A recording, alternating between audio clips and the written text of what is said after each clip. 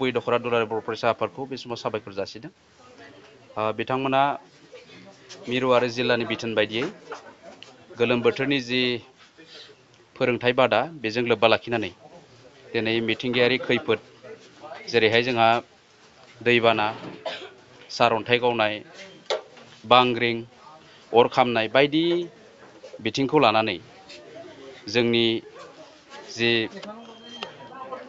जिउफोराव जाफ्लेबाय थानाय जोंनि बा डे टु डे लाइफआव जाफ्लेबाय थानाय गासै बिथिंफोरखौ लानानै दिनै फायार एन्ड इमार्जेन्सि सार्भिसजों लोब्बा लाखिनानै दिनै बे एवारनेस बा मक ड्रिल हाबाफारि लादों।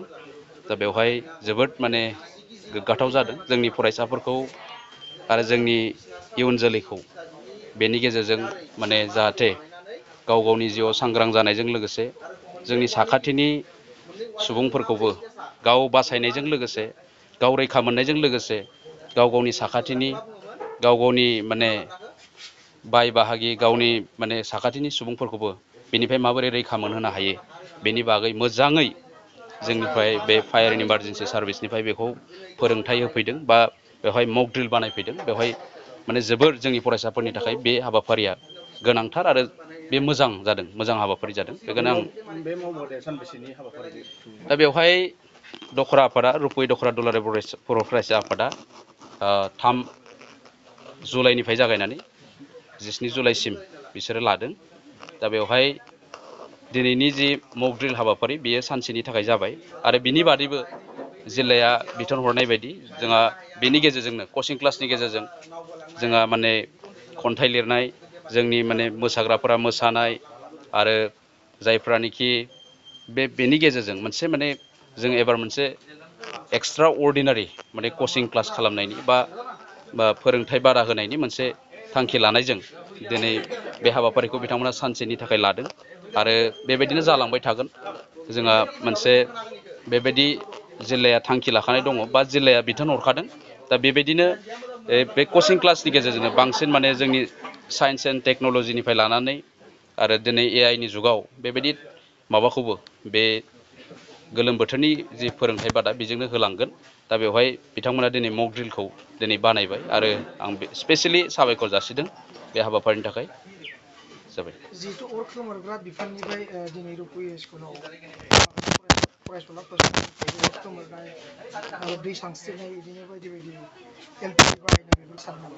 दा बेनि गेजेरजों जोंनि दिनै माने जोङो नायोबा टटेल मोनसे ओनसोलखौ नायोबा जों माने गासै बिथिंखौ नायोबा दिनै माने गेस गैयै न'खर जोंनि माने बर' हारियाव बा जोंनि बे ओनसोलाव रावहाबो गैयै माने गैला आरोखि।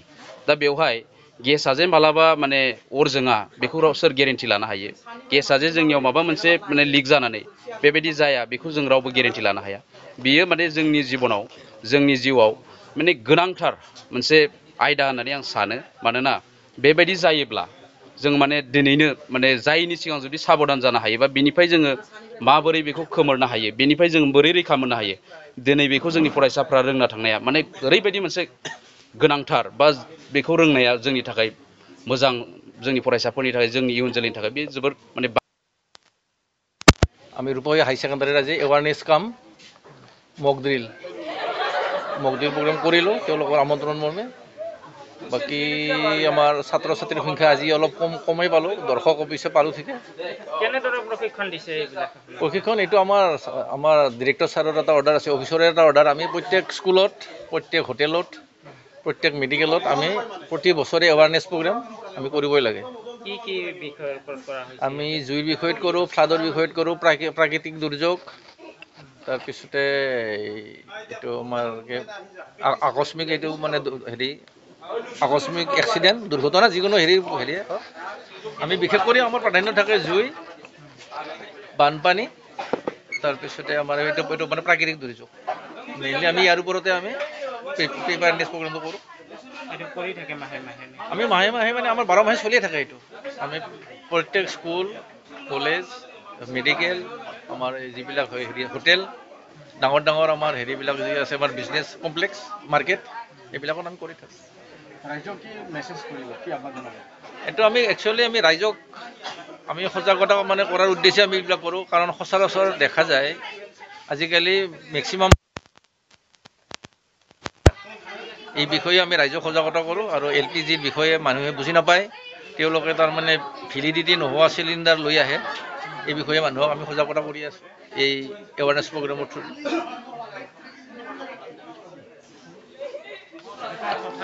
ছাত্ৰ ছাত্ৰীৰ এইটো আমি বানপানীৰ বিষয়ে আপোনাক ক'লোৱে আমি ফ্লাড প্ৰিপেয়াৰনেছ আমি হেৰি কৰোঁ তাৰমানে ইয়াতে আমাৰ লাইফ জেকেট আৰু লাইফ বয় মানে কেনেকৈ আমি ব্যৱহাৰ কৰোঁ আৰু পানীত পৰা মানুহক আমি লাইফ জেকেট আৰু লাইফ বয় দি আমি কেনেকুৱাকৈ আমি উদ্ধাৰ কৰিব পাৰোঁ এই বিষয়ে তেওঁলোকক আমি চমু আভাস দিছোঁ